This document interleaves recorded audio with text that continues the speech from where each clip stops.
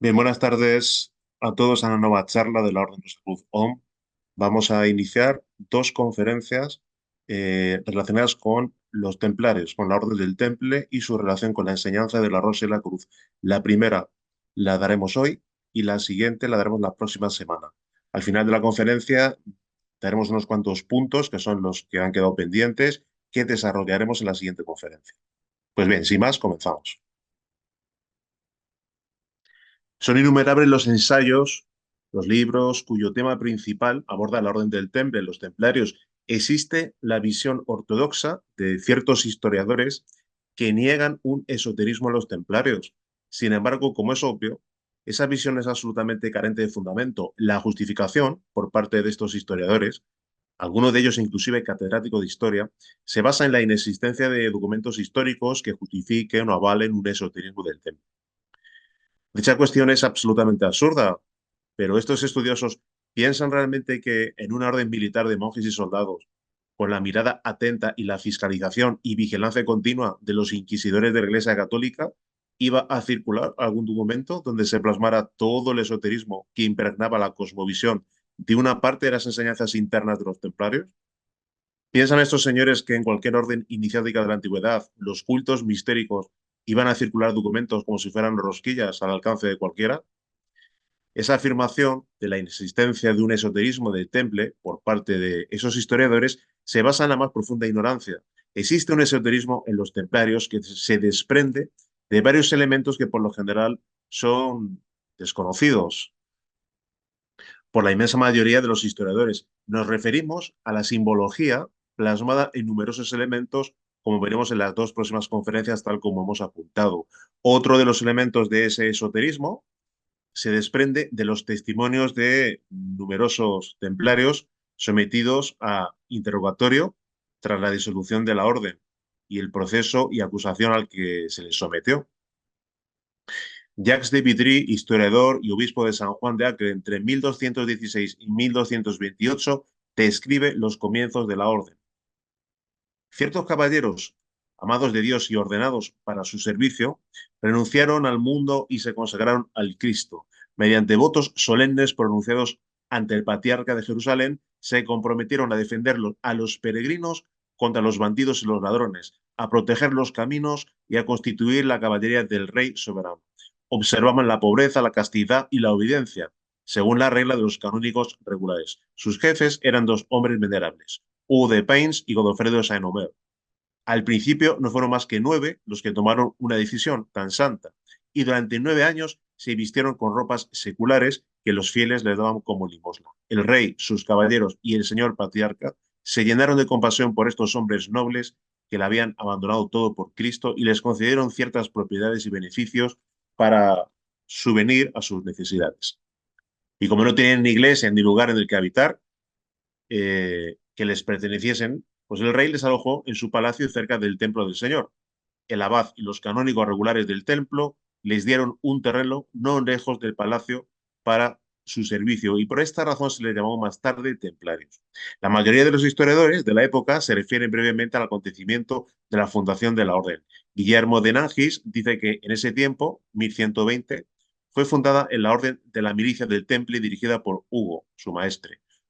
Los compendios o resúmenes de textos históricos publicados con el nombre de Pequeña Crónica se limitan en su mayor parte a indicar el dato de su fundación y su fecha que oscila entre 1118 y 1120. No se ponen de acuerdo los expertos. En el Concilio de Troyes se aprueba canónicamente la orden. Se adapta su regla, tomada de los canónigos regulares de San Agustín, a su condición dúplice de caballeros y monjes, y se les añade algunos elementos propios del cister, configurando así lo que se ha venido a llamar la regla latina. Una persona y una figura absolutamente clave en toda la Edad Media, un auténtico fénix que fue San Bernardo de Claraval, auténtico erudito de la época en cuestión, elogia la nueva milicia de los monjes caballeros templarios y justifica su actividad enmarcándola en la Guerra Santa, concepto bélico religioso a la sazón que se impuso en la Primera Cruzada, sucediendo así al término de Guerra Justa. San Bernardo les llama soldados y caballeros de Cristo, y es de suponer que en poco se diferenciaría esta arenga de las que ya pudieron recibir los propios musulmanes en su combate contra los cruzados respecto a la yihad. Juan García Tienza, un auténtico historiador y antropólogo, afirma que la figura de San Bernardo surge siempre a lo largo de todo el proceso de gestación de la Orden del Temple. No le basta con ser sobrino de uno de los fundadores, ah, habla, por supuesto, de San Bernardo de Claraval, ni se conforma con unir a la naciente milicia al donante de su abadía de Claraval.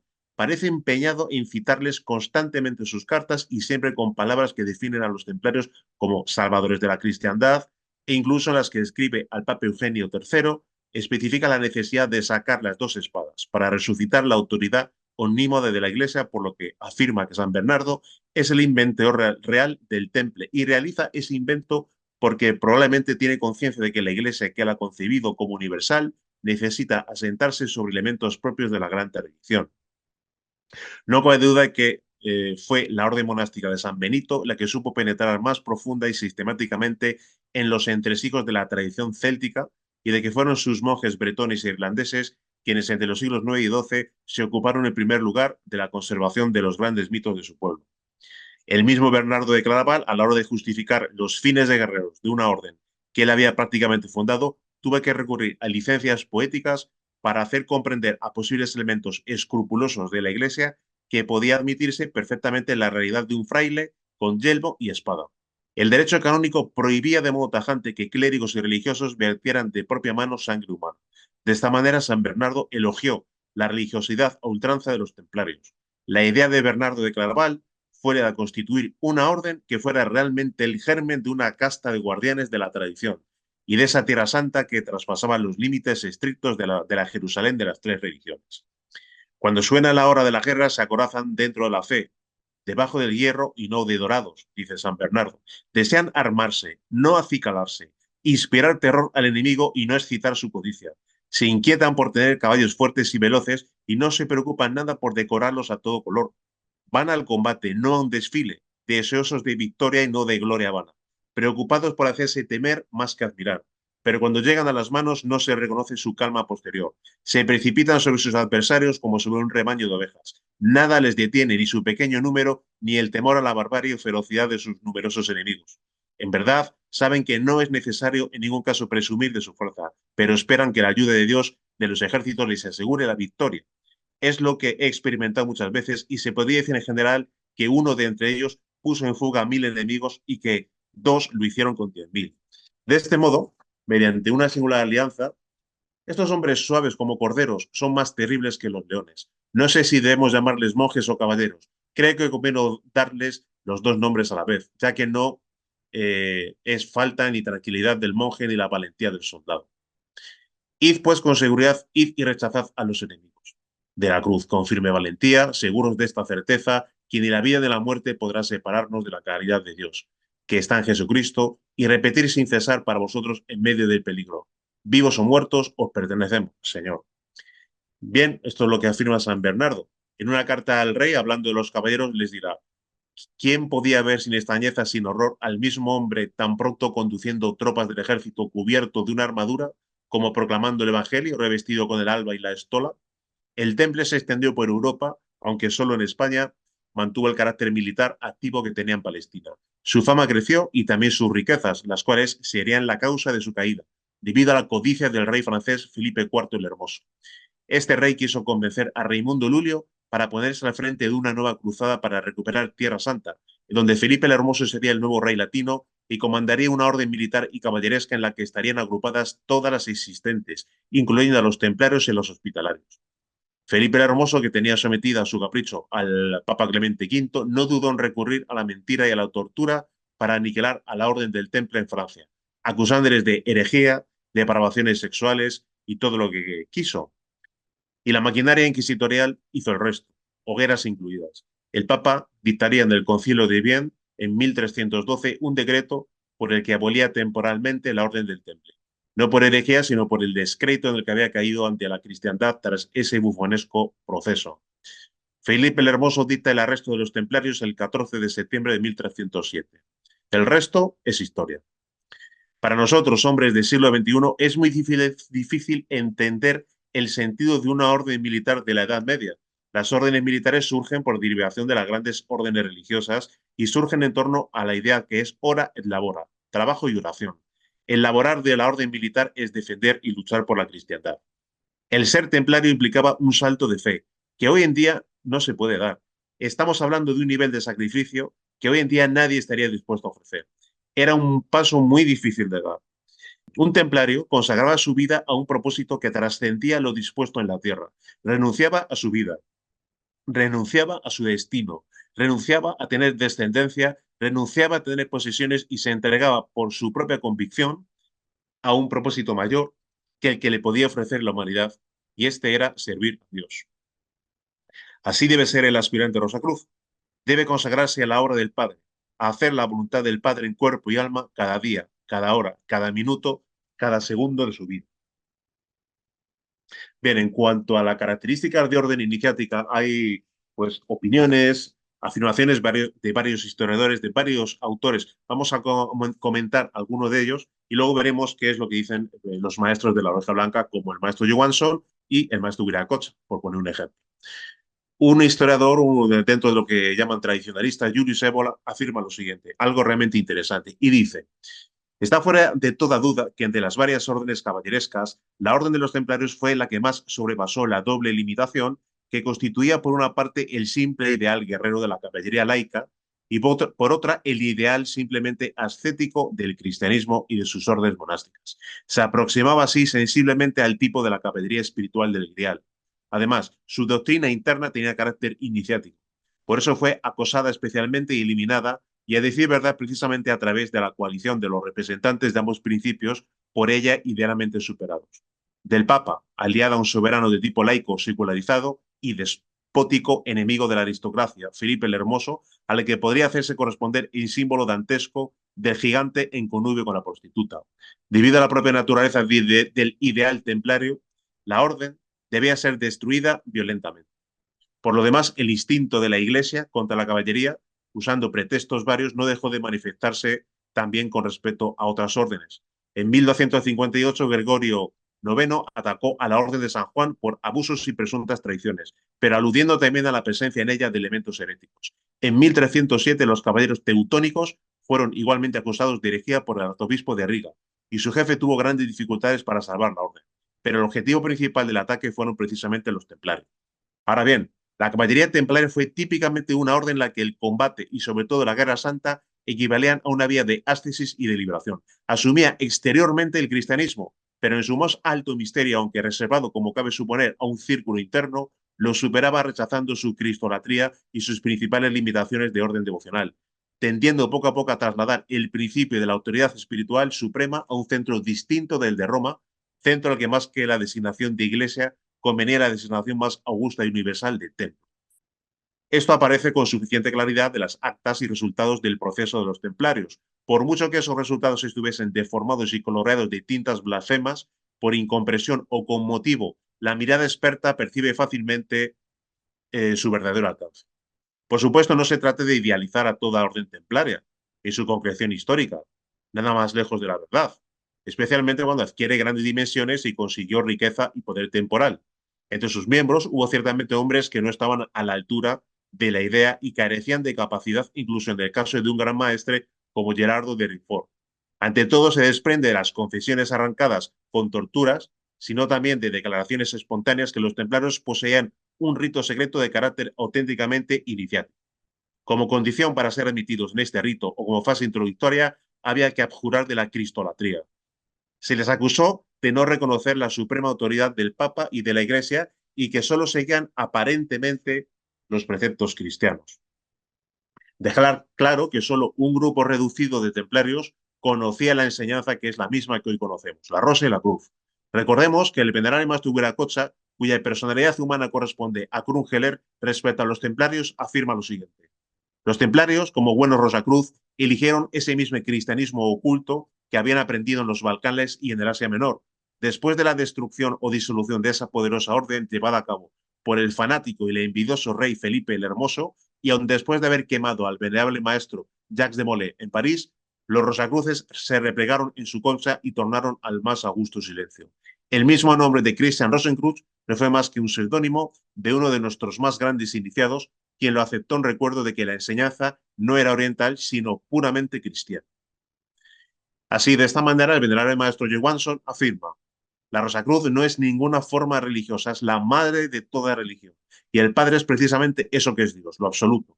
La Rosacruz es la religión cósmica universal por excelencia. Todo el universo es una magnífica rosa floreciendo en la inmanifestada cruz del absoluto. Todos aquellos hombres que lograron forjar en sí mismos la Rosacruz fueron conocidos a través de la historia como salvadores, avataras, budas. Así encontramos al Cristo griego, Zeus, tenemos a Krishna, a Hermes, Quetzalcóatl, Babaji, al conde Saint Germain. Todos ellos son el fruto del arcán solar, el fruto del intenso trabajo con la pesada cruz de la renunciación. Todos y cada uno de ellos son eminentemente rosacruces. Es en la Orden Rosacruz el padre-madre de todas las religiones, pues es en la cruz y en la rosa donde surgieron los grandes maestros que organizaron y fundaron una serie de movimientos eminentemente religiosos. Más ninguno osó llamarse a sí mismo Rosacruz. Rosacruz es el padre, el íntimo, el ser. Todos esos insignes maestros de la Rosacruz no hicieron su voluntad, sino la voluntad del Padre, del Rosacruz, del ser. Esa es la razón por la que ninguno de esos grandes seres se identificó como Rosacruz. La Rosacruz es más allá del espacio y del tiempo, de la eternidad de la mente, mucho más allá de los Budas. La Rosacruz es crística y es una dimanación del absoluto solar y manifestado. La Rosacruz tiene su fuente y de origen allí, en las ignotas profundidades de la increada luz del absoluto. La Rosacruz es universal.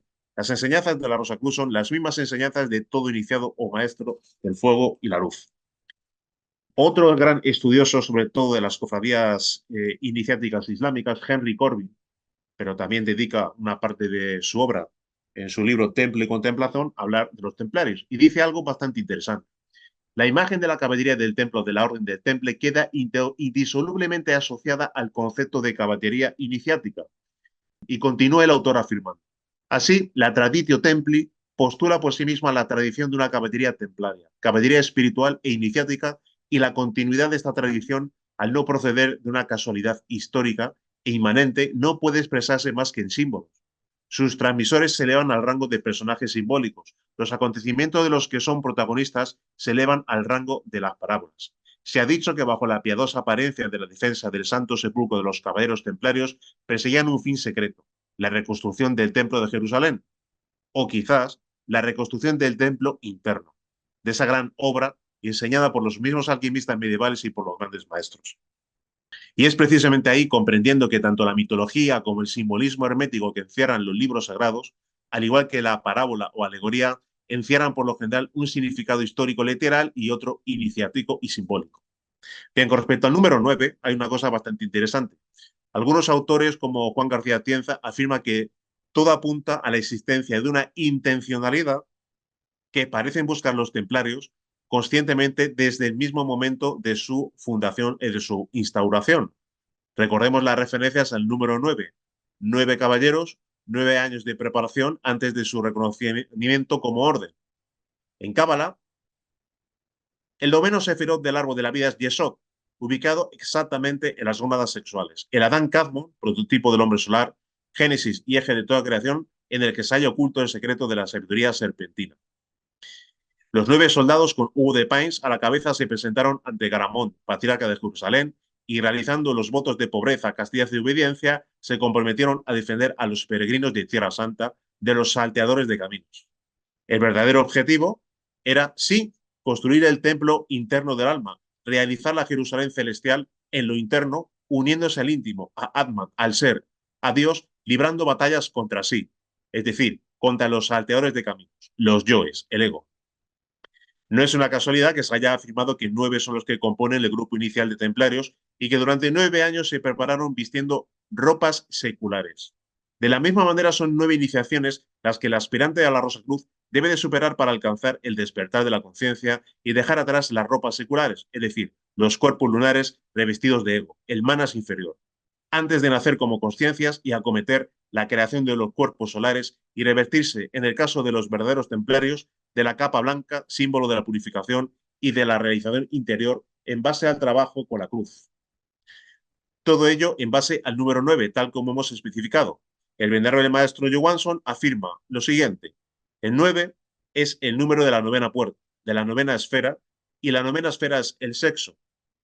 El 9 es el aspecto positivo del sexo. Todo verdadero aspirante a la rosa y la cruz debe ascender hasta la novena esfera y trabajar en ella utilizando sabiamente el fuego y el agua. Origen de hombre, mundos y universos. La iniciación Rosacruz se la recibe en y con el sexo, con el trabajar persistente en el laboratorio, oratorio y con la real castidad. Debe de descender hasta la novena esfera. La castidad real es el medio de transformar, de transmutar la simiente humana en fuego y agua. En el fuego y el agua del ignio o bautismo enseñado por el hierofante Jesús, antes de regresar al número 9, reiteramos la idea de que el templario durante esos 9 años de preparación antes del nacimiento oficial de la orden, viste ropas seculares, es decir, simbólicamente hablando, de ego, de yoes. Bien, respecto a la constitución del animal racional, el animal racional es realmente un trío de materia, energía y ego, pero este ego encierra dentro de sí al Buddhata. Es lo que afirma el venerable maestro Johansson. No podríamos decir que el animal intelectual sea algo más que un trío porque, si bien posee Buddhata o conciencia, ésta se halla completamente dormida y no puede manifestarse. Si la conciencia se halla dormida, pues no trabaja, no actúa, y entonces es como si no hubiera conciencia. El Buddhata es nuestra conciencia, es la chispa divina, es el alma, el embrión del alma, es el material psíquico con el cual podemos llegar a constituirnos en hombres y en dioses. El Buddhata es nuestra conciencia, es la chispa divina. Todo animal racional, cuando no se haya definitivamente perdido, posee muy dentro de sí eso que es el Buddhata. El ego es quien utiliza los diferentes cuerpos para manifestarse y satisfacerse.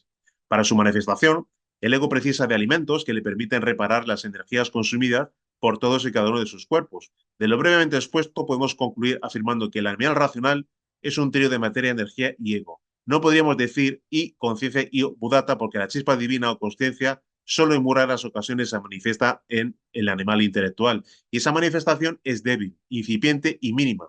Todo aquello que el animal racional hace se produce a nivel de ego solamente.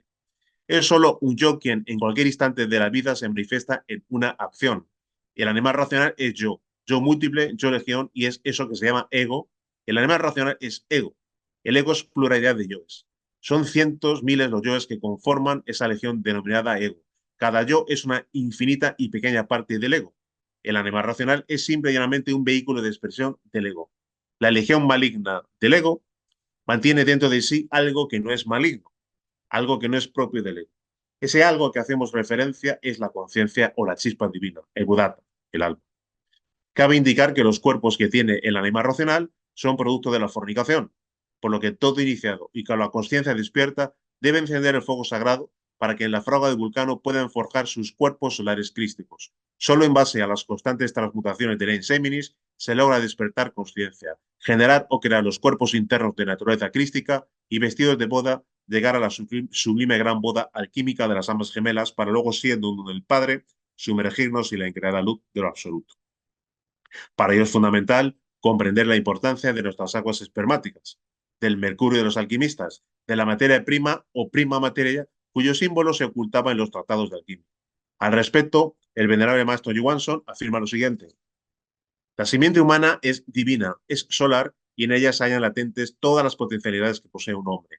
La criatura llamada humana desconoce completamente todo el poder divino que se haya contenido en su simiente, desconoce todo aquel potencial de vida que se haya encerrado en su ensemis. Lo más precioso que tiene la criatura humana es su semilla, su simiente. Nada hay en el universo que tenga un valor semejante al de la simiente humana. La simiente humana es invalorable. ¿Qué no haríamos? ¿Qué no lograríamos realizar nosotros mismos si se sabe aprovechar inteligentemente toda esa energía contenida en la simiente humana, en el Enseminis? La simiente humana es invalorable. La simiente humana es energía solar latente. Basta saber cómo desarrollar todo el potencial energético contenido en el Enseminis para transformarnos completamente, convertirnos en seres humanos y lograr nuestra realización como hombres reales y auténticos. Por cierto, Fulcanelli, el alquimista, al cual se refiere el maestro Johansson en el libro Bodas Alquímicas, habla concretamente o se refiere a un término que es el de Tierra Santa.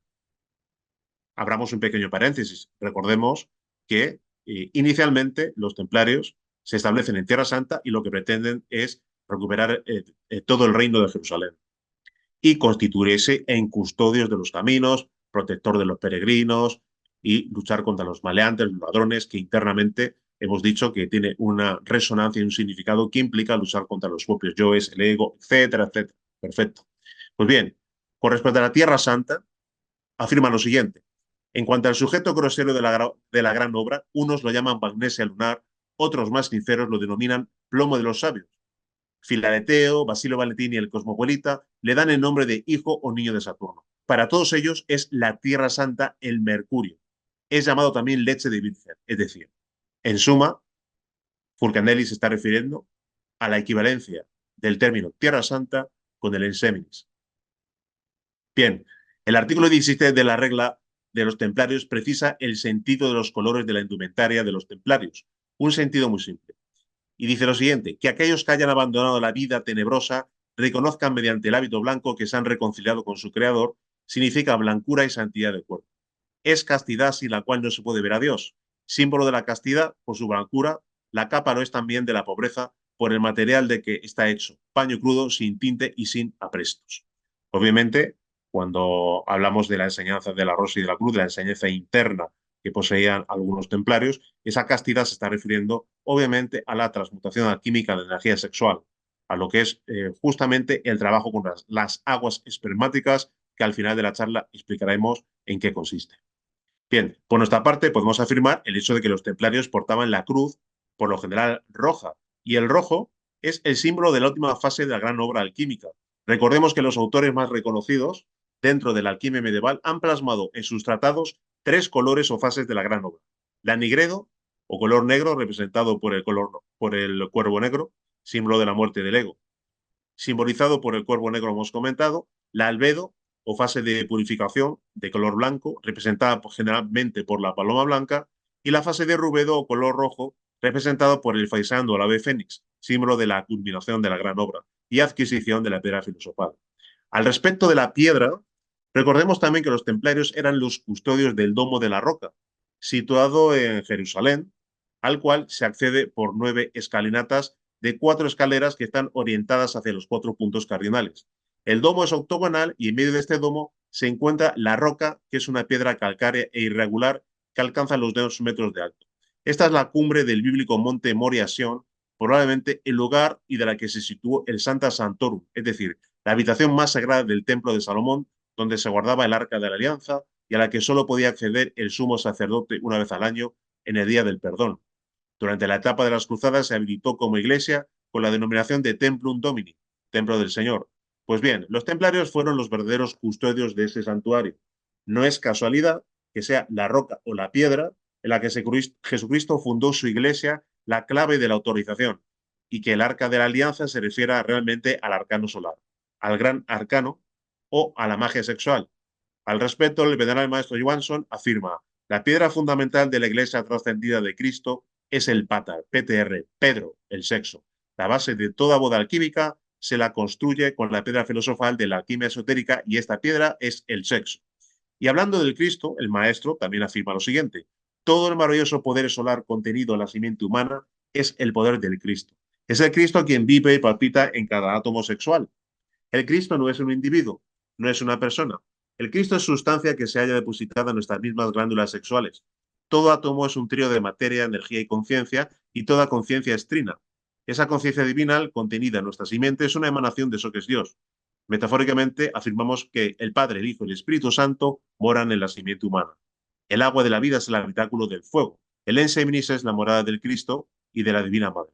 Cuando se comete el crimen de fornicar, se pierde la gracia de encarnar en sí mismo al Cristo íntimo, a la Divina Madre, al Espíritu Santo. En suma, a eso que es Dios. A Dios solo podemos llegar con la castidad real, con la simiente divina viva y palpitante en nosotros y transmutada hacia los más altos niveles de realización, de cristificación. Bien, en cuanto a la cruz que portan los templarios, ya hemos hablado del color rojo, pero la cruz en sí misma, ¿qué es lo que realmente implica? Bien, la cruz que portan los templarios en su indumentaria es el jeroglífico del crisol. Y Fulcanelli, una vez más, nos asiste y nos ayuda a comprender esta simbología. La cruz, afirma Fulcanelli, es un símbolo muy antiguo, empleado desde siempre en todas las religiones, en todos los pueblos, y erraría quien la considerase como un emblema especial del cristianismo, según ha demostrado cumplidamente el abad Ansol. Diremos incluso que el plano de los grandes edificios religiosos, como el que vemos en esta diapositiva, Notre Dame de París, con su adición de un ábside semicircular o elíptico soldado al coro, adopta la forma del signo hierático egipcio de la cruz ansada que se lee An y designa la vida universal, oculta en las cosas. Con raras excepciones, el plano de las iglesias góticas, catedrales o abadías o colegiatas adopta la forma de una cruz latina tendida al suelo. Ahora bien, la cruz es el jeroglífico alquímico del crisol. Y el venerable maestro Johansson afirma respecto a la cruz lo siguiente.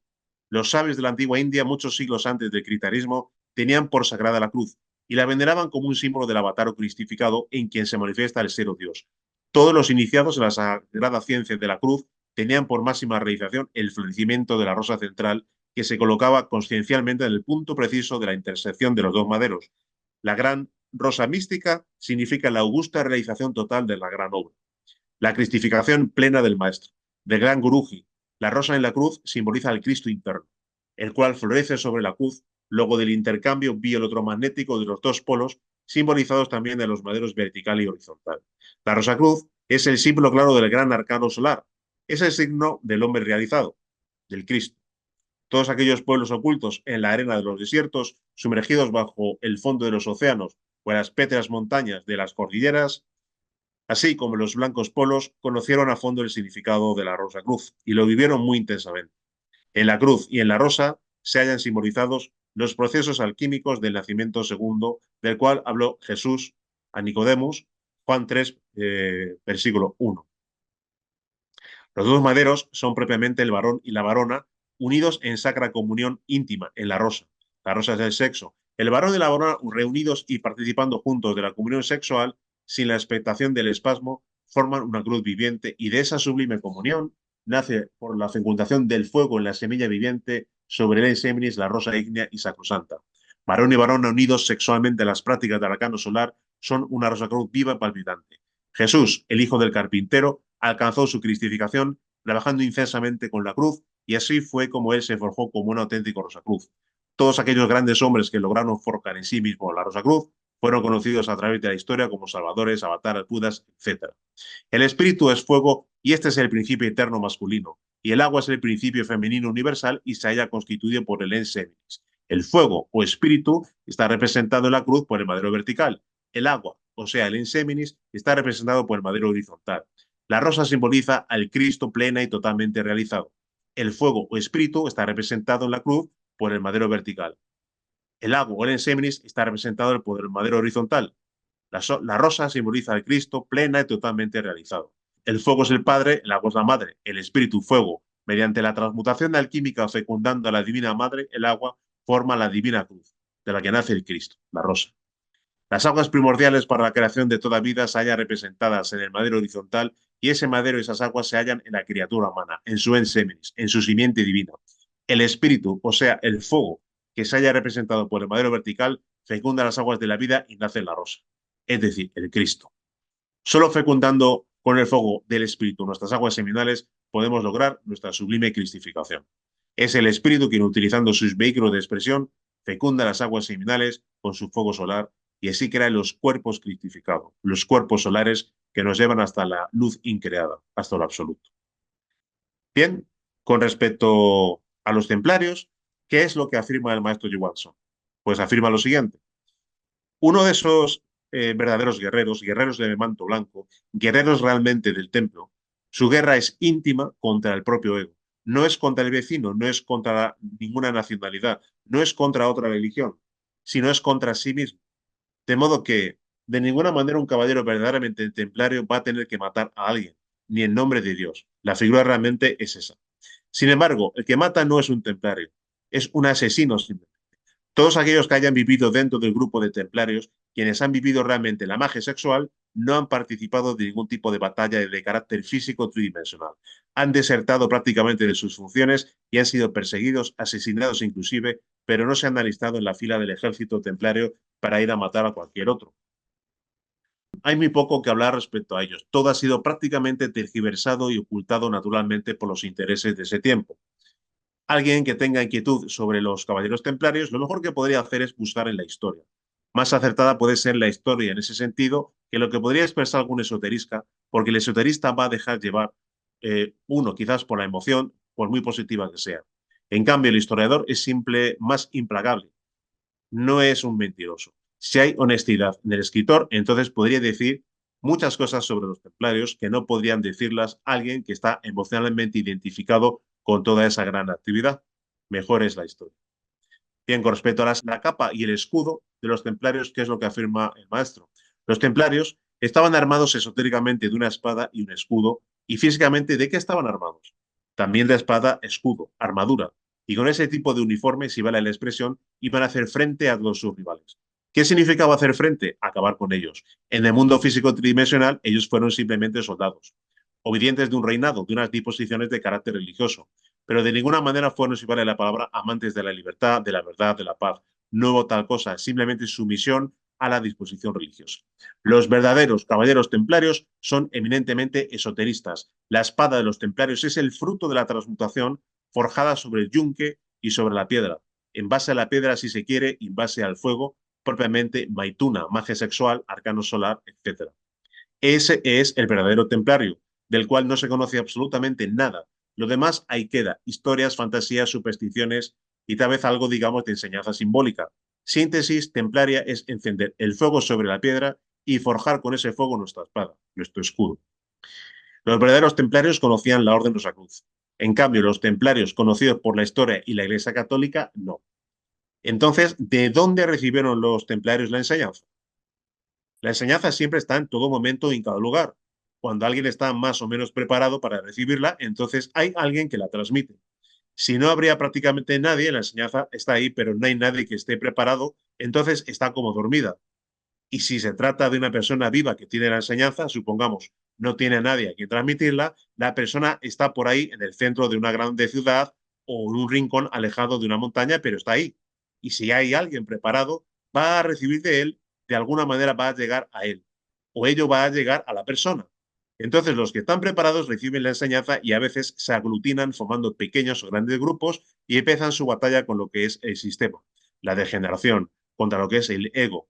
Por lo tanto, podemos afirmar que sí, los templarios estuvieron, vivieron, formaron un grupo suficiente como para llamar cierta atención, pero de ninguna manera participaron en ninguna cruzada, guerra, batalla de características armadas, menos en favor de la llamada Iglesia Católica, sino su batalla era así, dura, en base prácticamente, diríamos, al fuego de la conciencia y la espada de Kundalini contra el ego. Naturalmente, los que estaban alrededor de ellos no entendieron eso y simplemente pensaron otro tipo de cosas que llevó a la aniquilación de los templarios verdaderos. En cambio, los templarios serviles, falsos, los que estaban simplemente sirviendo al interés católico, ellos todavía persistieron por un tiempo, pero ya lo verdadero había sido aniquilado. Y el nombre de templario. Encontraríamos ahí dos palabras, ario y templo. Con el inicio de lo que llaman esta nueva raza, prácticamente diríamos así, como la creación de eso que sería el mundo, y si vamos más cerca todavía con los supervivientes de eso que es la Atlántida, surge prácticamente la palabra templo y ario. Templo. Templo no se refiere a una iglesia, no a una construcción de piedra, cemento, lo que sea, sino a nuestro propio templo interior. Ario, probablemente, eso nos hace recuerdo de lo que sea la raza aria. Dicen que fue la primera raza. Pues tomamos en cuenta ese concepto, entonces nuestra raza, la primera, hecha de la tierra, es la que tiene que transformarse en fuego. La lucha es esa, transformar la tierra en fuego. Y eso solamente puede hacerse en el templo. También podemos colegir y extendernos en ese sentido que no se puede templar, digamos, no se puede controlar, no se puede dominar, no puede hacer prácticamente nada. Se deja fundir o se deja enfriar. Pero si sabe estar templado, si sabe mantener el perfecto equilibrio entre todo aquello que podría llamarse bien, mal, etcétera, para así poder conocer realmente lo que es el bien y el mal, pero si se desequilibra, no podría conocer lo que es el bien y el mal. Está entonces bien templado en su punto, en un equilibrio perfecto, entonces ese está templado, es un templar. Con respecto a la existencia de hoy de los templarios, el maestro afirma lo siguiente. Hoy en día los templarios existen, pero no como una organización de carácter público.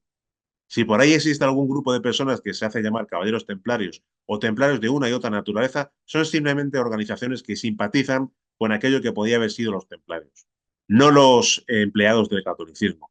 Algo de esoterismo, algo de ocultismo, algo de espiritualismo, inclusive de religión, está entre sus estudios.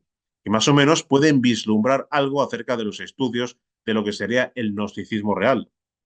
Lamentablemente, con el surgimiento de un mago negro, que no quiero mencionar su nombre, se ha ido desvirtuando de tal manera que todo aquello que puede saber a nombre o a calificativo de templario, sin ser de características esotéricas, es simplemente una organización vaga, sin sentido.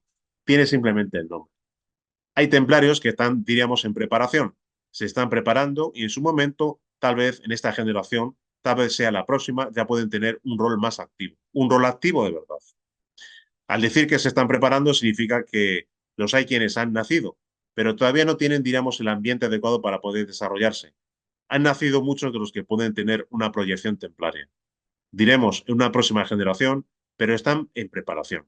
Inclusive aquellos que fueron de alguna manera más o menos ya consecuentes con la aspiración y que realmente hicieron un trabajo, están preparándose otra vez. Están recapitulando la situación, están reforzando sus aspiraciones como también su aprendizaje y sus lecciones recibidas.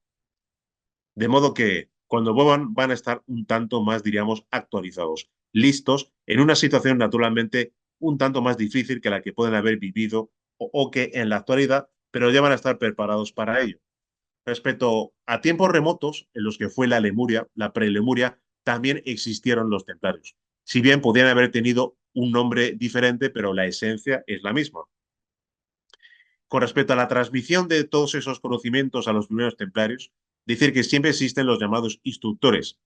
Cuando los instructores han conseguido su trabajo, han logrado su objetivo, entonces puede venir un maestro de ellos que también no solo puede ratificar todo lo que ellos han sido instruidos, sino realmente hacer que cada cual, con un poco más de ayuda, en este caso ya del maestro, puedan tener conciencia de aquello que estaban viviendo. Ya no solamente una vida más o menos interesante, una vida de experiencias místicas, sino una vida consciente. Para ello, lo básico, lo fundamental es que aquellos aspirantes templarios de la antigüedad, como del presente o del futuro, tengan que aprender a vivir lo que es el IAU, es decir, la práctica de la división de la atención consciente. Bien, con respecto al tema del grial y los templarios, un autor que hemos mencionado anteriormente, Julius Evola, afirma lo siguiente. La analogía entre los caballeros del grial y los templarios puede o parece delatarse con Wolfgang von Eschenbach, autor del Parsival.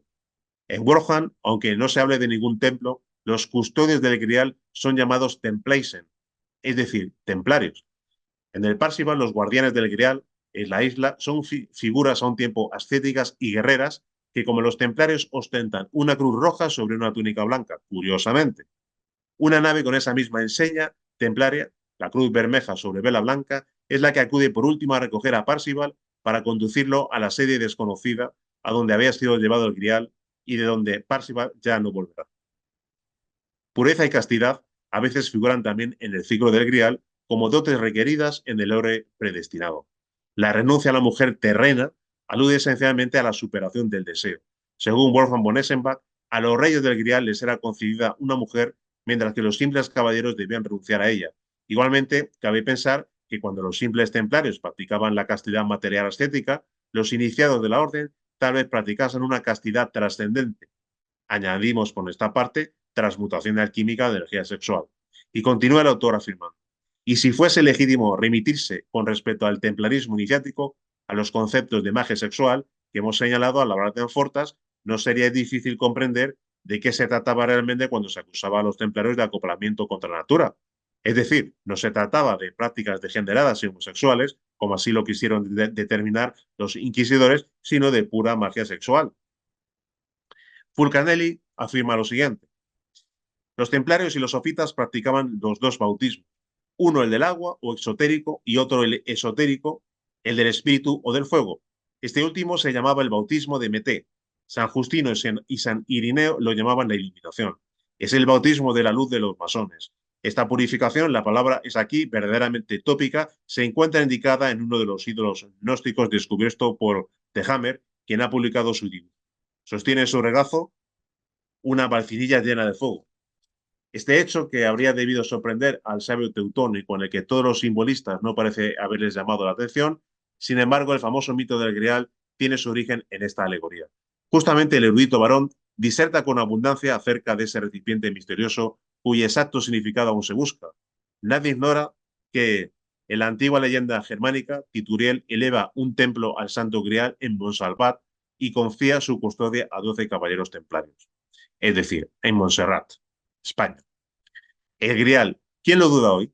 Es el más alto misterio de la caballería mística, continúa Fulcanelli afirmando.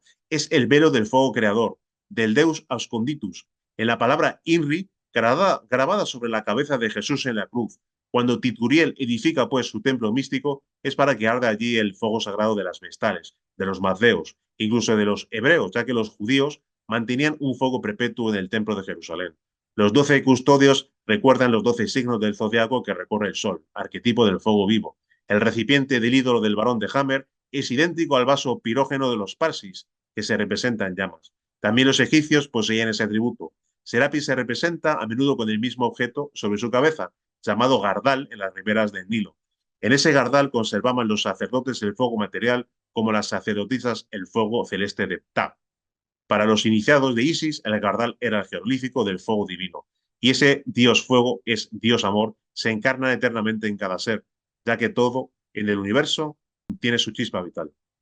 Es el cordero inmolado desde el comienzo del mundo, que la Iglesia Católica ofrece a sus fieles bajo las especies de la Eucaristía, conservada en el copón como el sacramento del amor. El copón, y nadie conciba malos pensamientos, así como el grial y las cráteras sagradas de todas las religiones, representa el órgano femenino de la generación y corresponde al vaso cosmogónico de Platón, a la copa de Hermes y de Salomón, y a la urna de los antiguos misterios. Por lo tanto, el misterio del Grial invita a reflexionar sobre el útero femenino y la magia sexual. El venerable maestro Johansson afirma: el Enseminis desarrolla su magnífico potencial con el trabajo constante en el laboratorium oratorium. La inserción del falo vertical en el Zeis horizontal sintetiza todo el modus operandi del arcano real. El Zeis es la morada del falo. El Zeis y el falo bien unidos se halla la clave secreta para el despertar del fuego. Lo fundamental, lo importante es evitar el orgasmo e impedir así la pérdida del licor seminal, del enseminis. Con este magno trabajo despierta Kundalini y asciende hasta la laringe creadora. El requisito fundamental es vivir los valores para la transformación de la conciencia, vivir los preceptos divinos, amar a la humanidad, ser dueños íntegros y absolutos de la palabra, obedecer la voluntad del Padre, etc. La transmutación integral es la que realizan los amantes místicos en aquella práctica que se vive entre un hombre y una mujer unidos en bodas con el objeto de cristificarse. A esa práctica de transmutación se la denomina arcano solar, arcano real, arcano AZF, gran arcano, maituna, caretza. El trabajo con el arcano solar lleva indefectiblemente al despertar de la conciencia y de ahí a la disolución del ego y lo que es más, engendra realmente eso que es el amor. Nos coloca en una libre disposición para hacer la voluntad del Padre. Fue el maestro Viracocha quien en su novela Rosa Cruz y en el idioma latín dio a conocer la clave sintética de la castidad real, del arcano solar.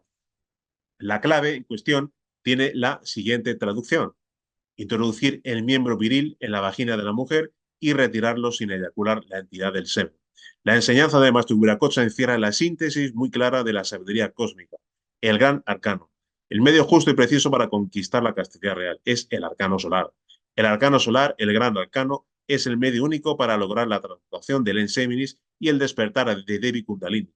Toda real y verdadera iniciación comienza por el sexo y con el trabajo augusto y silencioso entre el hombre y la mujer, allí, en la fraga de los dioses, en el sexo. Bien, los templarios dedicaban la mitad de sus oraciones a la gloriosa Virgen María. Esta devoción emana o está influenciada por Bernardo de Claraval, que escribía lo siguiente: oh, a ti, hombre, seas quien seas, que te sientes como transportado por las olas entre las tormentas y tempestades de este mundo, no apartes tus ojos del destello resplandeciente de este astro. Mira la estrella, llámala María, que su nombre no abandone tus labios, que no se aleje de tu corazón, y para lograr el fruto de su plegaria no dejes de tomar ejemplo de su vida. La persona de la Virgen como inspiradora de la reforma que impulsó Bernardo de Claraval no tardó en universalizarse. A través de las más de 300 construcciones y abadías fundadas por el Cister y a través del nuevo concepto catedralicio que impulsaron tanto a los filipenses como el Temple y sus escuelas de constructores en Europa, comenzó a poblarse de estructuras religiosas, los que la forma y las proporciones ha actuado sobre los fieles, en las cuales el símbolo pedía a gritos el esfuerzo de la interpretación. Todo aquel conjunto de construcciones, como la que vemos en pantalla ahora mismo, llevaba a Nuestra Señora como patrona y protectora, y todas aquellas catedrales comenzaban a levantarse en honor a Nuestra Señora. A la Virgen María, como vemos, el arquetipo de la Biblia en piedra, de lo que es la alquimia en piedra, que es Nuestra Señora de París, Notre Dame de París. El venerable maestro Johansson afirma lo siguiente: Es la energía sexual, la energía solar concentrada en la simiente, la única que puede despertar en la criatura humana todo aquel gran potencial encerrado en el hueso coxigio, cuyo bendito nombre es Kundalini. La divina madre Kundalini es la misma bendita madre de Jesús el Cristo. Es María, la Inmaculada, la siempre virgen, virgen en la concepción, en el parto y después del parto. Ella se nutre con la energía sexual y ella es la madre de la energía sexual. La divina madre es la madre del sol Christus. Ella espera el instante supremo de su despertar para levantarse victoriosa sobre la vara maravillosa que sostiene el organismo planetario, la columna vertebral. Los alquimistas designaban con la denominación de Estela Maris, la Virgen del Mar, a la Divina Madre Kundalini. Por supuesto, ese mar de los filósofos lo constituyen nuestras propias aguas espermáticas. Cuando alguien, como consecuencia de la vivencia de los valores de transformación íntima, que son los 5 valores de la Rosa de la Cruz, despierta conciencia y posteriormente a ese despertar, como consecuencia de las prácticas de magia sexual, despierta la divina Madre Kundalini, ya posee el fuego sagrado para decapitar a la simbólica medusa mitológica, al ego, a los salteadores de caminos que impiden conquistar la Jerusalén interna. Es preciso comprender la importancia que juega la transmutación de nuestras aguas espermáticas para despertar y conquistar la Jerusalén celestial en lo interno. El venerable maestro Ivanson afirma: la transmutación sexual logra con el ejercicio de la voluntad consciente modificar, cambiar totalmente, transformar íntegramente la simiente humana, transmutándola de materia semisólida y semilíquida en energía. Todos los espermatozoides y proóvulos son completamente transmutados de materia protoplasmática en energía. Energía que comienza a circular por el organismo a través de sus canales respectivos. Con la constante transmutación alquímica se logra proporcionar a la consciencia el elemento necesario que le permite el despertar. La consciencia despierta precisa de energía para mantenerse despierta, para desarrollarse, y esta energía la obtiene de la simiente transmutada. Transmutación es cambio, transformación, revolución. Transmutación sexual es cambio consciente de la mecanicidad y rutina bestial en acto voluntario y controlado íntegramente. Es transformación de la materia caótica en energía pura, ígnea, radiante, con cuyo poder divinal realizamos la más grande de las revoluciones, la revolución de la conciencia. Pues bien, finalizamos esta primera parte de la charla dedicada a hablar sobre los templarios y su conexión con la Rosa Cruz. En la segunda parte abordaremos la simbología de los sellos templarios, la figura del Baphomet, las vírgenes negras, entre otras cosas. Los templarios, al igual que otros sinceros buscadores, buscaban su propia autorrealización. Y esta es solo posible viviendo los valores de transformación íntima, que son los mismos valores de la Rosa y la Cruz: vida, muerte, amor, libertad y sabiduría. Como habíamos apuntado anteriormente, el valor de la vida habla de la transmutación alquímica de la energía sexual.